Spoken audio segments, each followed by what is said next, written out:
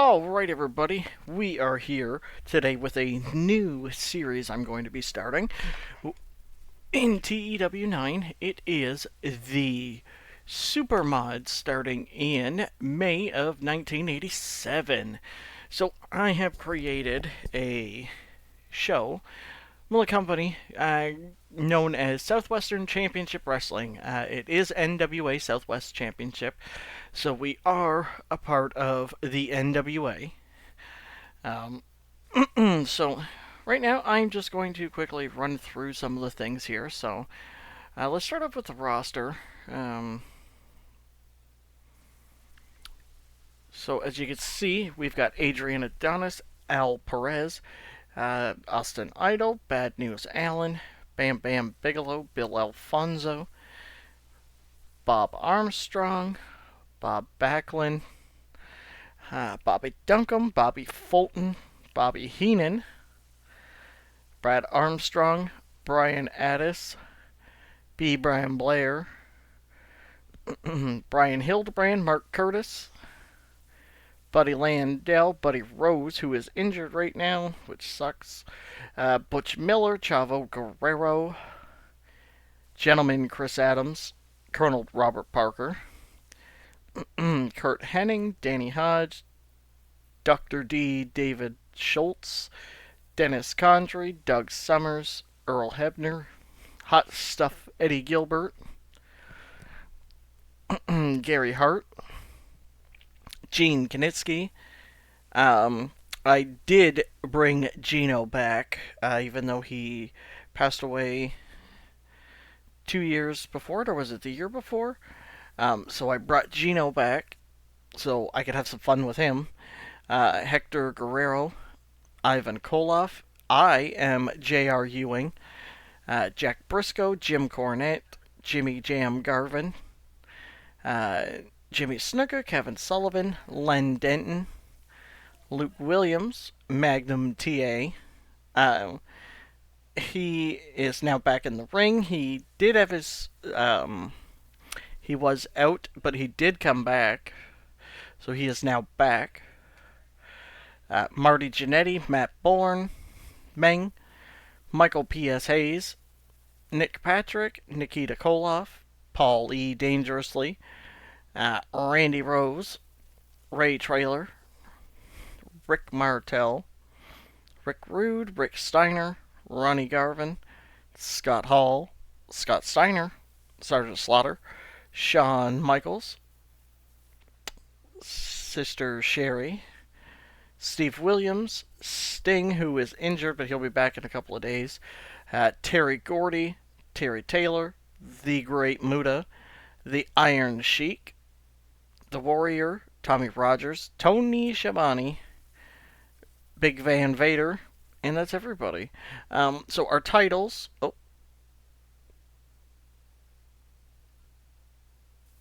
The titles are our Battle Bowl. So it'll be pretty much like the Royal Rumble, kind of, but it's just a 25-person battle royal. The winner will be declared the number one contender and will face the World Heavyweight Champion at our big event in April. So this will take place in January.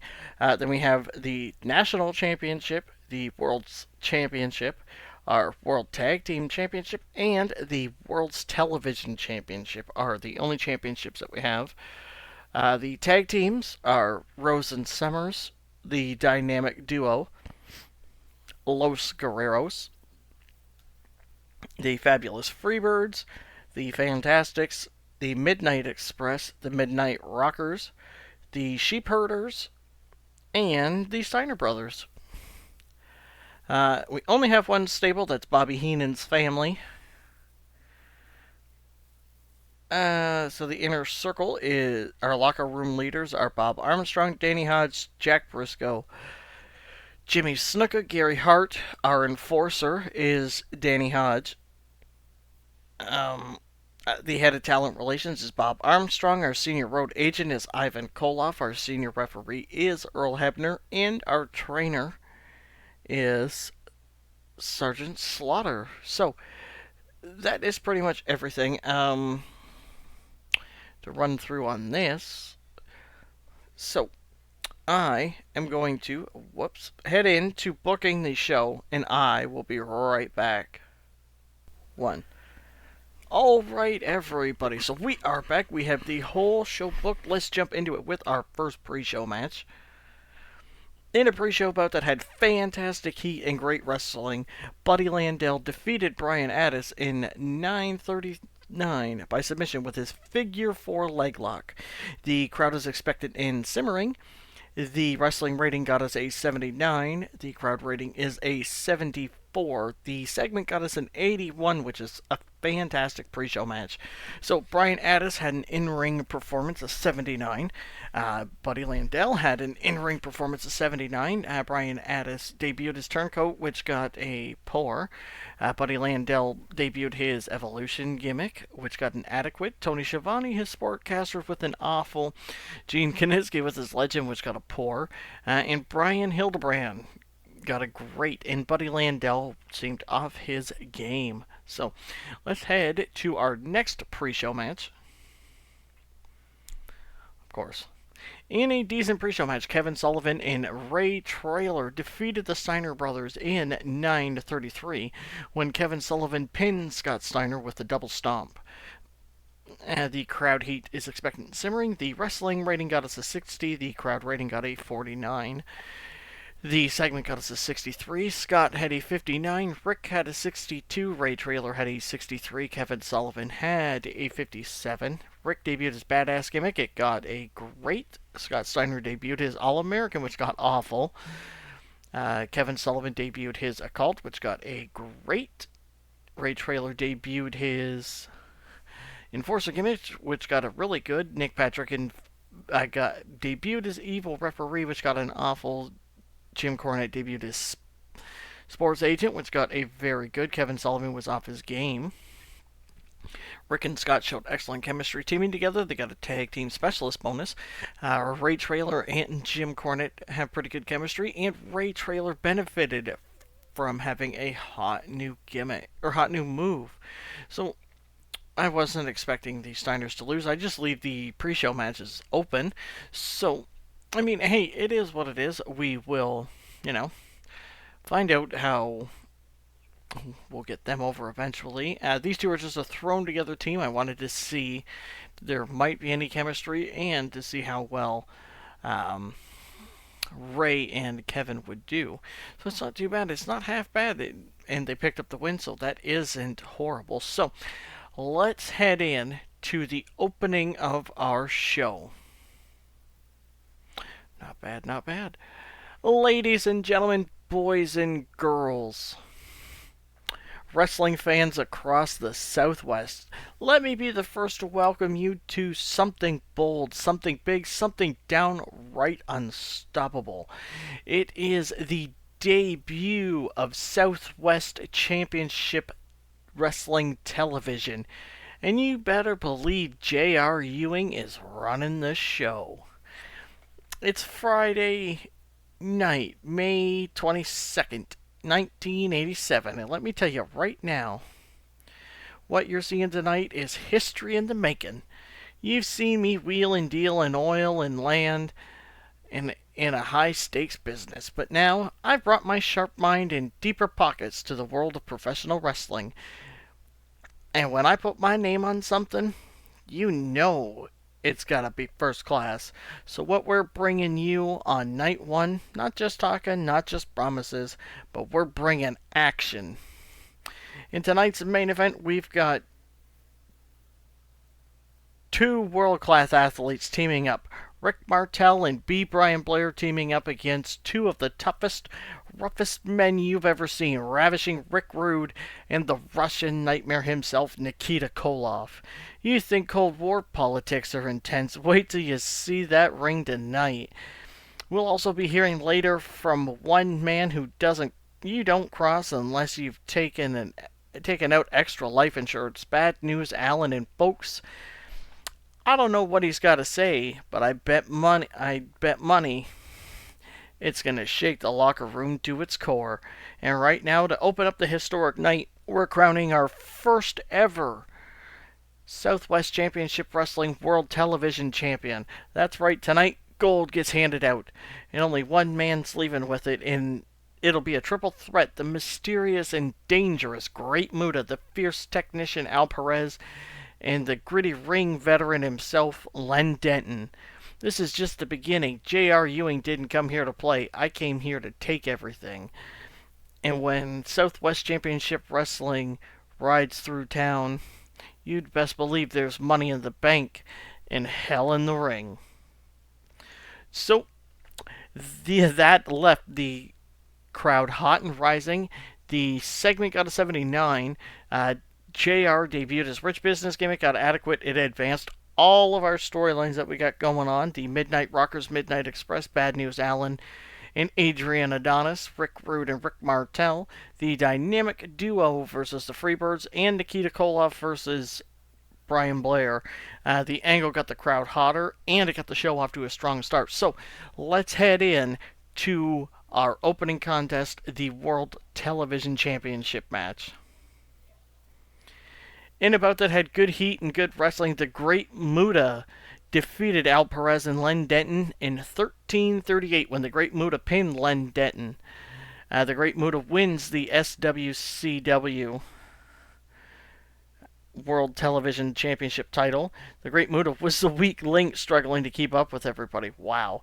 The crowd heat at the end is white hot. The wrestling rating was a 70. The crowd is a 65. The segment got us a 76. Al Perez had a 79. Len Denton had a 71. And the Great Muta had a 60. Al Perez debuted his Latin Lover gimmick. It got a great.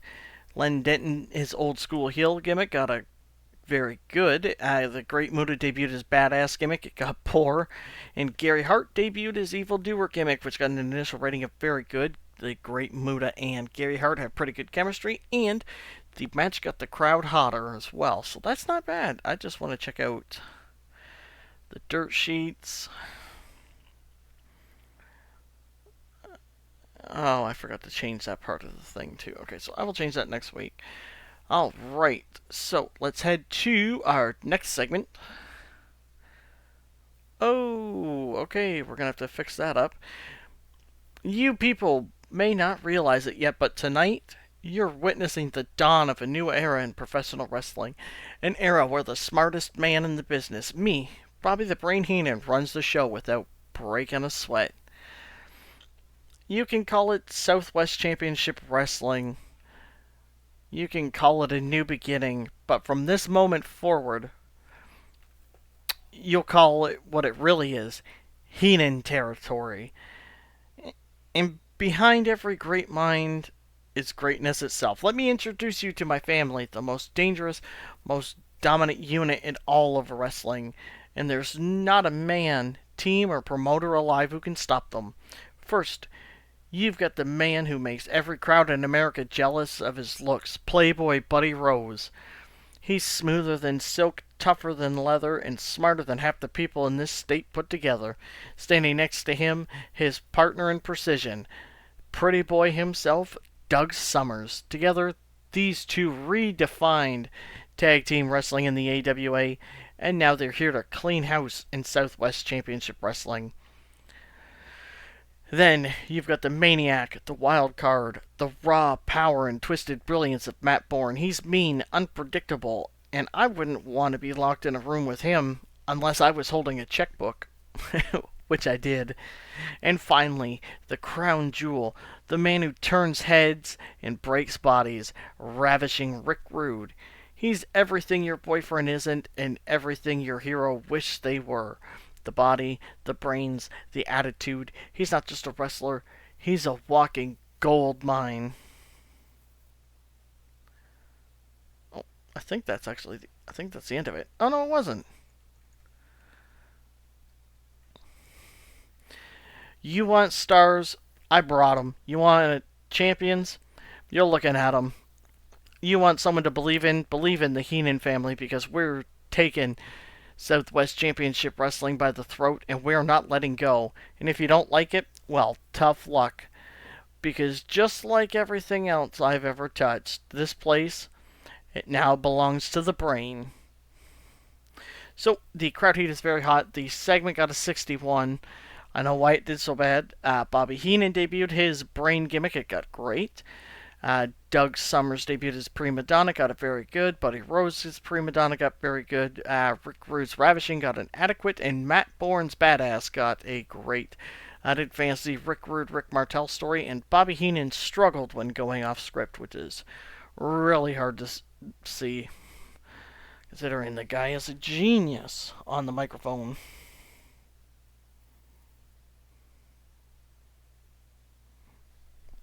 So let's head to our next match. In an extremely short match, Meng defeated Brad Armstrong in 4:34 by pinfall with his super kick. The crowd heat is very hot. The wrestling rating got a 65. The crowd rating got a 51. The segment got a 72. Meng had an in-ring performance of 70. Brad Armstrong had a 60. Meng debuted as Savage, which got it very good. Brad Armstrong debuted his old school face gimmick, which got it very good. Colonel Robert Parker got a very good. Meng and Colonel Robert Parker are a good pairing and play off each other well, so that's fantastic.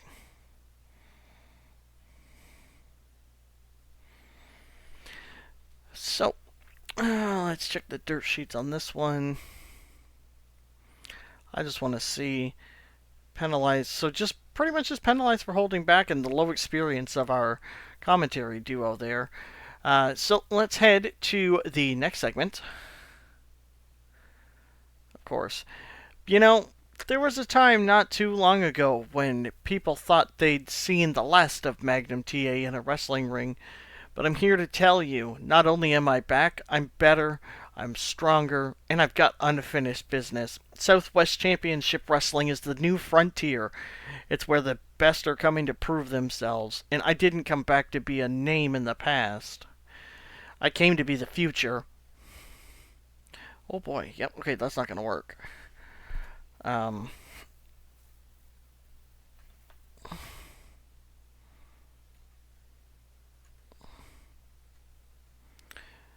There's guys walking around here talking about being the next champions. The next big thing, the next main event. Well, you better make room because Magnum TA is back in the hunt, and I plan on making an impact the moment I step between the ropes. I've fought through too much. I've worked too hard, and I've waited too long to come back just to be a part of the show. I came to headline it. So whether it's Rick Rude, Kurt Hennig, David Schultz, or anyone else who thinks they've got a grip on the top spot, just know this. There's a storm coming, and it's got a name. Magnum TA. Oh, whoops, I accidentally put it twice. Well, that explains a lot. Okay, so the crowd heat is very hot. The segment got us a 72. Magnum TA debuted his old school face, and it got a pour. And Jim Cornette could have done better as a road agent, which is hard to see because he's really good at that too. So let's head to the next match. In a decent match, Eddie Gilbert defeated Scott Hall in 10:54 by pinfall with his hot shot. The crowd heat is very hot. The wrestling rating got us a 55. The crowd rating got a 41. The segment got us a 63. Eddie Gilbert had a 62. Scott Hall had a 47. Eddie Gilbert debuted his arrogant heel gimmick. It got very good. Scott Hall debuted his Badass. It got very good. And Bill Alfonso debuted his executive consultant, and it got a great. So I just want to check out Eddie's. Yeah, okay, so it gives a large boost to psychology, and I saw a lot of red on this one.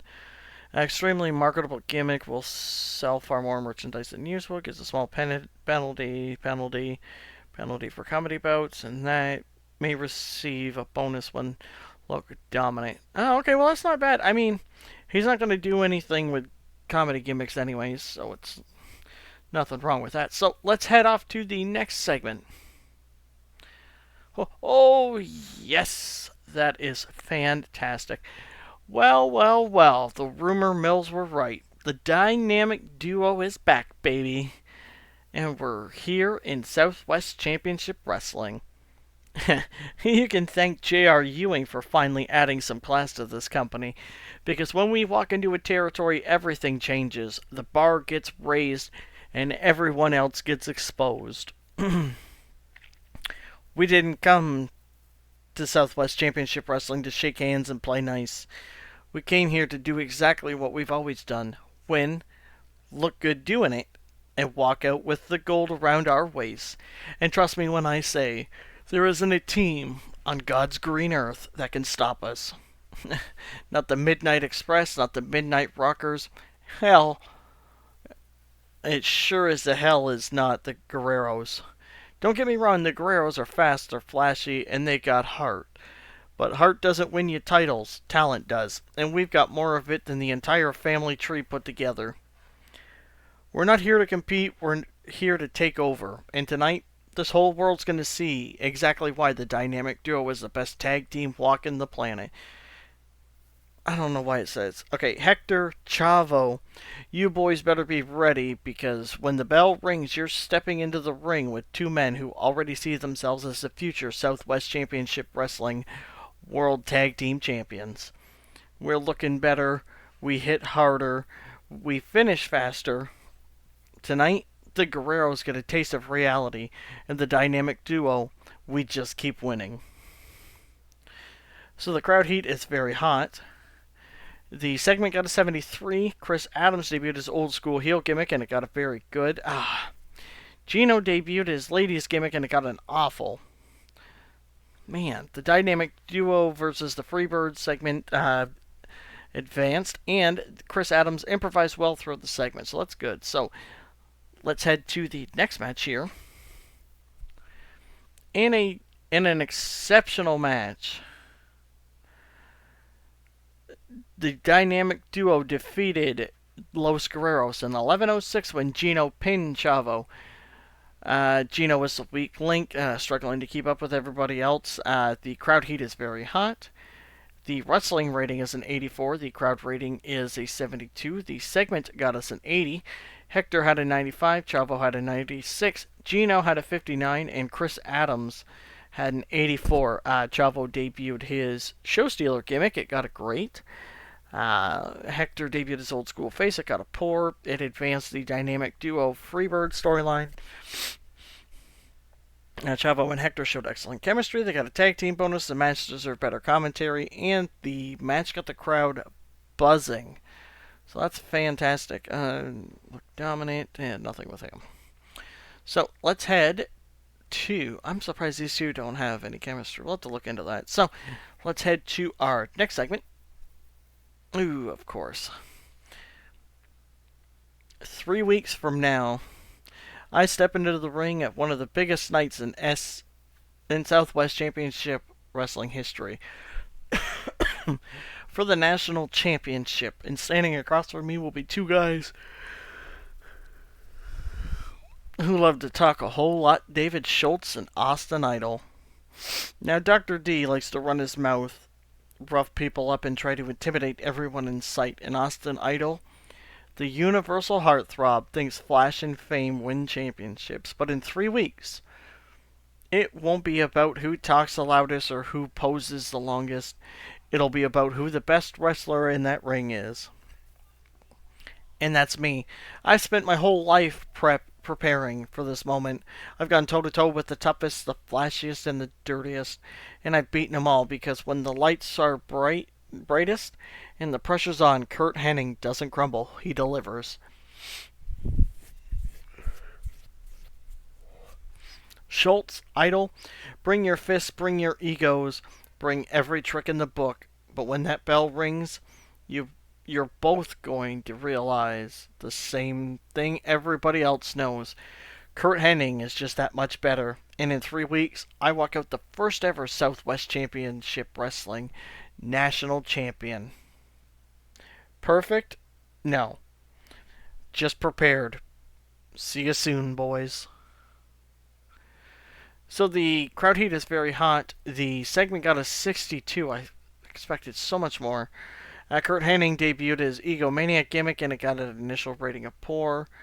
Not suitable to be used as a babyface, but Kurt is a heel, so I don't know why it would say that. So let's check out Kurt's match. Oh, that was poor too. Wow. In a wild brawl that had good wrestling and decent reaction from the crowd, Kurt Hennig defeated Ron Garvin in 10-13 by pinfall with his Henningplex. The crowd heat at the end is very hot. The wrestling rating got a 70. The crowd is a 49. The segment got a 67. Kurt Hennig had an in-ring performance of 69. Ron Garvin had a 70. And Ron debuted his badass gimmick and it got a great. So, let's head to the next segment.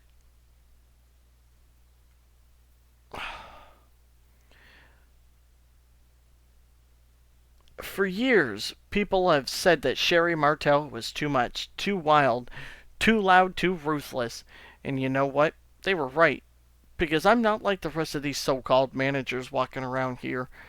I don't take losers and try to fix them. I build champions. And now I've found the one. The greatest client I have ever had.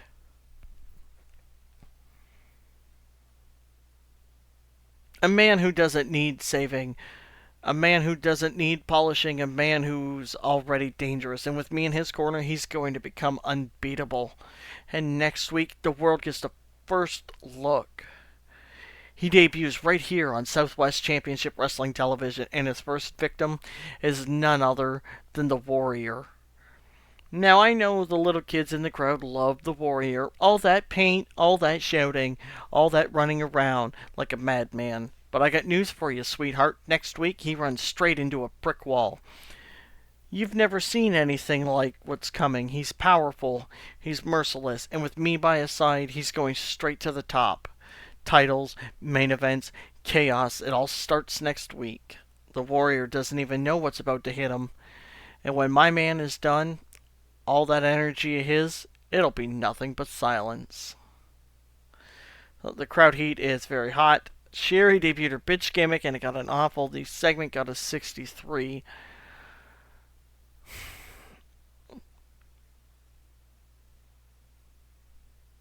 Oh, man.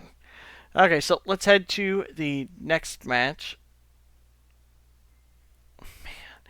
In a bout that had good wrestling and decent reaction from the crowd, the Sheep Herders defeated the Midnight Rockers in 7:48 when Butch pinned Marty Jannetty with the battering ram.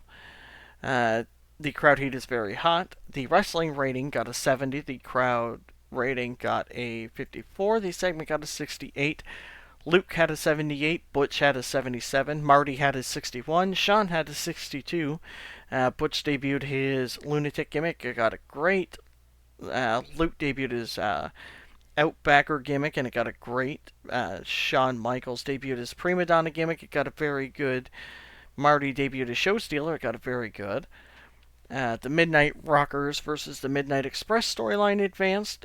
Butch and Luke showed excellent chemistry. Sean and Marty showed excellent chemistry. And Sean and Marty got a tag team specials bonus. So I want to check out. Did Sean get anything? Win and losses have a greater impact on popularity. Changes the normal. Oh boy, that's not good. So let's head to the next segment here. Oh, thank God, a good promo. Oh, okay, so it's not going to show everything, I don't think. No. Okay. Ladies and gentlemen, let me save you the suspense right now. Because the moment that Southwest Championship Wrestling brass signed the Midnight Express, they sealed the fate of every other tag team in this promotion. You're looking at the greatest tag team in the history of professional wrestling, Loverboy Dennis Condrey and Ravishing Randy Rose. And they don't just beat teams, they embarrass them. Now, I keep hearing all this hype about these so-called best tag teams in Southwest Championship Wrestling. The Guerreros, the Midnight Rockers, the Sheep Herders, the Freebirds. Give me a break. The Guerreros, more like the Gonna Get Pinned brothers. The Midnight Rockers, please. We were winning gold before they were even wearing eyeliner. The Sheep Herders, they smell like a goat farm and wrestle like it too. And the Freebirds, don't get me started. They're too busy singing and strutting to realize they're about to get knocked flat on their backs by the best conditioned, most dangerous tag team on the planet. We didn't come to Southwest Championship Wrestling to play nice. We came here to clean house. We've beaten legends before and we'll do it again. You step in the ring with the Express, you don't walk out the same. Southwest Championship Wrestling wants to crown tag champs. Good. Save them the trouble, hand the belts over now, and nobody gets hurt. You're looking at two men who are going to run through this division like a Texas tornado. And I don't care if it's a street fight, a scaffold match, or a straight up wrestling clinic. We win them all. Southwest Championship Wrestling, the clock is ticking. You got a roster full of tag teams dreaming about gold. But there's only one reality, and it's the Midnight Express. Get used to it. Because we're not here to take part, we're here to take over. Now come on, boys. Let's go remind this company why we're the best thing going today. So, the crowd heat is very hot. The segment got a 71. Dennis Condrey debuted his old school gimmick, old school heel, and it got an adequate. Randy Rose debuted as Ravishing. It got a very good. It also advanced the Midnight Express Midnight Rockers, and I just want to check it out. Okay, so nothing bad. Okay, so let's head to the Midnight Express's tag match. In a bout that had good wrestling and good heat, the Midnight Express defeated the Fantastics in 5:46 when Dennis Condrey pinned Bobby Fulton with the rocket launcher. Randy Rose was the weak link, struggling to keep up. Yeah. It's because he's old. The crowd heat at the end is very hot. The wrestling rating got a 74. The crowd is a 62. The segment got an 80. Tommy Rogers had an 87. Bobby Fulton had an 85. Randy Rose had a 52. Dennis Condrey got a 74. Bobby Fulton and Tommy Rogers both debuted an old school face gimmick, and they both got adequate. It advanced the Midnight Rockers Midnight Express storyline. Bobby Fulton and Tommy Rogers showed excellent chemistry teaming together. They got a tag team specialist bonus. Dennis Condrey and Randy Rose have great chemistry. When teaming together, they got a tag team specialist bonus, and Dennis Condrey and Jim Cornette have great chemistry, which is what I was looking for. I am so glad that they have great chemistry. So let's head to our next segment here.